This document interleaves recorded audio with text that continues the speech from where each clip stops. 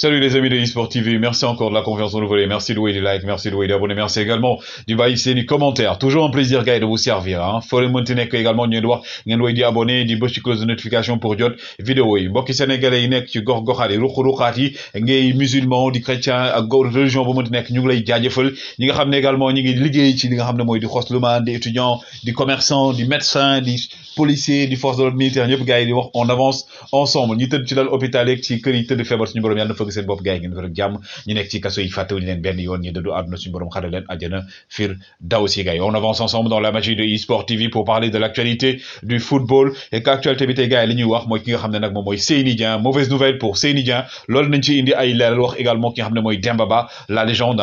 du côté de Chelsea ndax moo leen dugaloon bi moom importance contre Paris Saint-Germain l'un des attaquants du Sénégal bi nga xam ne contre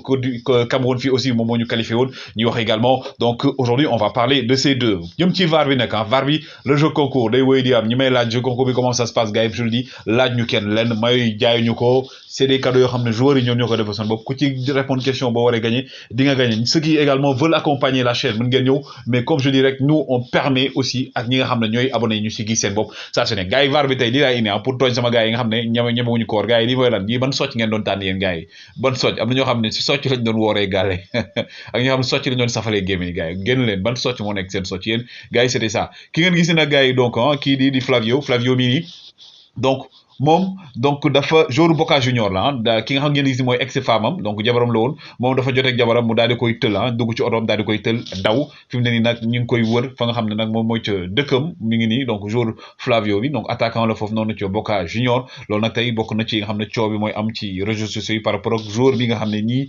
moom fi mu ne nii ñi ngi koy wër par rapport ak li mu def gars yi ki ma leen di wan nag ngeen gis ni match bi fi mu ne nii mi ngi daw peut-être sax heure bi boo leen gis vidéo bi dina jàll kii nii mooy président PAOK Salonique waa PAOK Salonique ñoom la waa Marseille dañoo bëri coow sama mbokk Marseille ma tooñ leen mais tey kii nii moom moom la équipe am dugaloon benn but arbitre bi indi ay problème mu daal di génne armam ba pare ñoom tey li nga xam mooy VAR et tout amul foofu noonu ñoom VAR parce que équipe bi dajale mooy war a lijjën bi ci dalal bokk moo war a indi VAR bi et tout mais ñoom dañ ne du ñu def VAR moo tax match bi tey du am VAR ki ngeen gis nag également Diego Armando Maradona médecin am la gars yi di topp ne moom négligence moo tax Armando Maradona daal di gaañu moo tax fi ne 8 ans ba 25 ans lay risqué pour daal di koy tëdd kaso jamono ji nag yeneen kii waa Paris Saint-Germain sama mbokk parisien yi également ñoom seen supporter nañ contre Marseille dinañ ñëw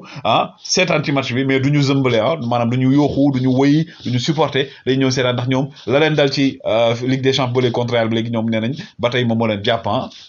Paris Saint-Germain mi nga xam ne également gars yi mi ngi waxtaan pour ak Qatar Airways mu nekk seen sponsor officiel donc all mi ngeen doon gis muy A2L yi ngeen doon gis si maillot Paris Saint-Germain bi boo matul Qatar Airways ngeen di gis si maillot yii di ñëw parce que all li ngeen ko gisaat moo nekk nii ngeen gis ñu digg maillot bi donc déwoon peut-être du nekk sponsor officiel bi ba tey ak Paris Saint-Germain Armstrong nga xam ne nag moom moo nekk seen responsable marketing nee na fi mu ne nii Paris Saint-Germain mooy équipe bi ëpp lu muy jaay maillot donc en matière de com ñoom fi ne ñoo nekk premier ci maillot yi ñuy jaay ci àdduna wërngal këpp ñoom Nuno Mendes mi nga xam ne nag dañ leen ko aal ñu waroon a fay 40 millions fi mu ne nii nag ñoom Paris Saint-Germain dañ doon jéem a wax nan lañ koy wàññee mais nag fi mu ne nii Nuno Mendes équipe am bi ko aale nag nee na fi mu ne nii ñoom du ñu nangu benn yoon di wàññi 40 millions Paris Saint-Germain da koy fay te Paris Saint-Germain fi mu ne nii dina ko fay sax parce que ñoom dañoo bëgg Nuno Mendes daal di fay toog mais aussi Christopher Nkunku gars yi tey doublé moo tax ñi nga xam ne mooy Leipzig daal di qualifié moom il est à 30 buts donc actuellement Christopher Nkunku nekk joueur formé au Paris Saint-Germain ñu joxaat ko également fa nga xam ne mooy donc Allemagne meilleur joueur du mois encore ci weer bi ñu nekk donc Christopher Nkunku nga xam ne Paris Saint-Germain ak Manchester United ñi ngi koy xëccoo Paris Saint-Germain bi ko bëgg a indiwaat Manchester United moom bëgg ko aussi yóbbu foofu nga xam mooy ci Manchester mais Leipzig dañ ko bëgg a proposer prolongation de contrat Tchouaméni aussi Paris Saint-Germain teg ci gëtëm selon les informations Tchouaméni moom dafa mujjee tànn ne Real de Madrid lo bëgg a dem Casablanca dafa bëgg a seeti supporter yi Casablanca yi daal la bëgg di gis donc moom fi mu ne nii ñu ngi naan boo matul si semaine yi daal parce que nee nañ discussion yi accéléré wu na ci ñaari camp yi pour mu daal di dem foofu donc du ñëw ci Paris Saint-Germain également teg ci gëtam ci ki nga xam ne mooy Marcus Rashford et yenn rumeur ñu ngi naan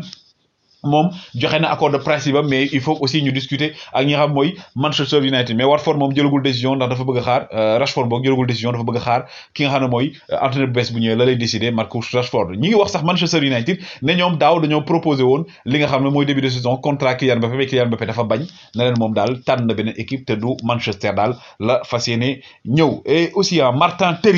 Martin Terrier gars yi moom lañ tànn joueur du mois ci championnat de France moom tamit mi ngi wane boppam mois bi donc bokk na ci meilleur buteur yi moom ak Mbappé ak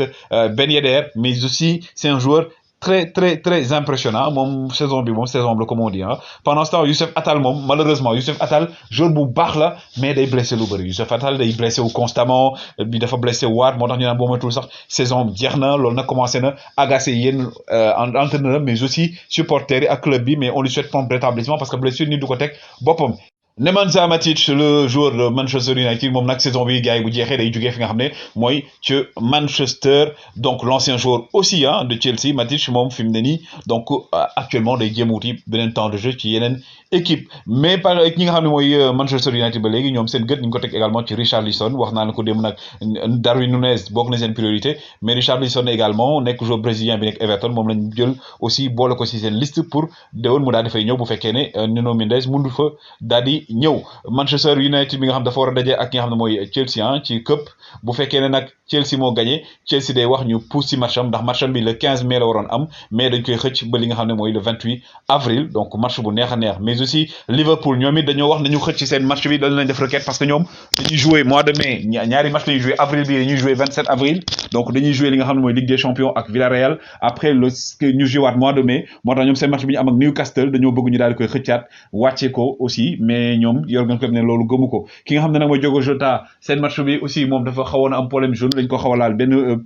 blessure bu ndaw la ki nga xam ne mooy Jürgen Klopp nee na rien de grave apparemment mais dinañ xool ndax Diogo Jota dina mën a jouer week-end bi contre Manchester City ci FA Cup demi-finale yoo xam ne également gars yi ki nga xam ne mooy Kyle Walker du ci bokk ndax tey wane nañ benn photo boo xam ne ci attel la am dañ ko defal attel ci tànk bi donc moom il est presque forfait pour match bi di ñëw donc aussi même bu fekkoon ne donc mënoon na jouer Manchester City da koy bëgg jéem a préserver ndax match bi ñu am ak Real de Madrid mais aussi Kevin De Bruyne gars yi du jouer moom it match bi di ñëw ndax blessure bi mu am donc demi-finale bi contre City ak Manchester doo gis ak plutôt Liverpool doo leen gis Kevin De Bruyne ak kii di Walker Kevin De Bruyne ñu ne sax wóoragut mu jouer premier match aller bi contre Real de Madrid xam naa loolu bu amee supporter Real Madrid moom danañ kontaan. City aussi ba tey mi ngi ci Haaland bi ñu jàpp ne donc c'est presque fait moom daal salaire mi ñu koy proposé Manchester City 30 millions par an la Haaland donc gars yi nañ fi ne Real génn nañ ci parce que Haaland mi dafa cher te blessure aussi mooy xaw a inquiété Real de Madrid Luka Modric moom aussi gars yi moom la ñu nommé joueur de la semaine ci Ligue des Champions wax naa la ko gisoon ngeen Albiol mi ngi ci woon donc Tsimikas mi ngi ci woon gis ngeen également yeneen joueurs yu ci bokkoon donc moom finalement moom la ñu jël joueur de la semaine et Rodrigo la ñu tànn mu nekk but de la semaine parce que boo jëlee également Modric jox ko joueur de la semaine ak but bu extraordinaire venu d'une autre planète bi mu passe ki dugal bi également moo tax ñu daal di koy jox Rodrigo but de la semaine Real de Madrid ba léegi Gareth Bale moom fi mu ne nii ñi ngi wax ne daal dellu Tottenham moo gën a leer jamono ji daal Gareth Bale day jugee fi nga xam ne Real de Madrid ndax moom bu ñu ko bëggee jëlee foofu ba yëg yàgg na mais moom chaque fois day toog Gareth Bale mi nga xam ne moom gars yi nañ non salaire bee tax mu toog et tout mais moom finalement c'est comme contrat day jeex dafay daal di jugee Ben Sebaini aussi donc l'Algérien Ben Sebaini nga xam ne actuellement moom mu ngi ca Allemagne fi mu ne nii nag waa Barcelone nee nañ moom la ñu bëgg daal ñu wax ne Barcelone da cee teg gëtam aussi pour mu ñëw daal di bokk si ñoo xam ne mën nañu succéder ki nga xam ne mooy Jordi Alba foofu noonu ci FC Barcelone mais gars yi dañuy wax aussi li nga xam ne mooy équipe yi nga xam ne gagné nañ Ligue des Champions gagné aussi Coupe de l'UEFA wala Europa League donc ñu ngi nii Barça bokk na ci Real Liverpool Bayern Inter Ajax Juventus Manchester Chelsea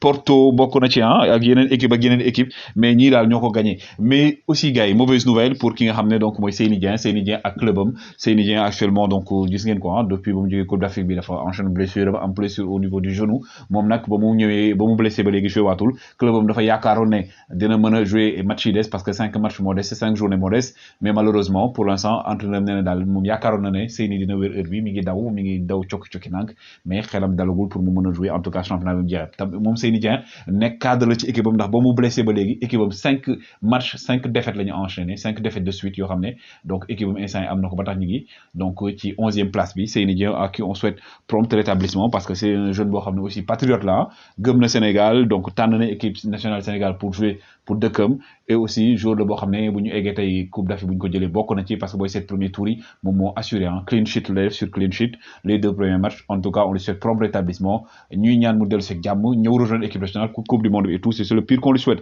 et pendant ce temps un ancien joueur également de l'équipe nationale du Sénégal de Chelsea et de beaucoup de clubs muy ki nga xam ne mooy Demba Ba nag dafa répondre joueur bi nga xam ne Under nekk joueur bu nekk foofu noonu ca Marseille moom nag Under dafa def benn déclaration ne li nga xam ne mooy Marseille ni ñuy supporter ak stade bi ni mu mel noonu ambiance boobu amul sax ci Besiktas kii na ko ki nga xam ne mooy dem ba ne ko mon petit bëgg naa la loolu mais bul mos a comparer ci Besiktas ak Marseille par rapport ak ambiance parce que Besiktas amul morom en tout cas gars yi c'était des informations woy leen di like woy leen di abonné tout à l'heure jaa ngeen jëf